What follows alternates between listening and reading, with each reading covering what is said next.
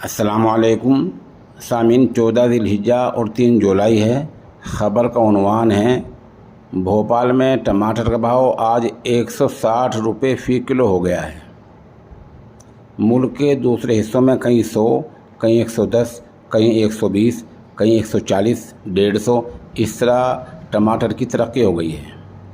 24 گھنٹے پہلے سرکار کا بیان آیا تھا کہ 15 دنوں میں ٹماٹر کی قیمت اپنی جگہ پر پہنچ جائے گی۔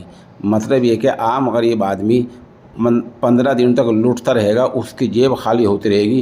اس کے بعد سرکار کو ہوش آئے گا اور سرکار اس کی قیمت لائن پر لائے گی۔ یہ جو بھاؤ ہم بتایا کرتے ہیں یہ متعلقہ جگہ کی عام منڈی کے بھاؤ ہوتے ہیں۔ تو بھوپال کی عام منڈی میں جو آج قیمت نکلی ہے وہ ٹماٹر کی شرح قیمت 160 روپے کلو طے ہوئی ہے۔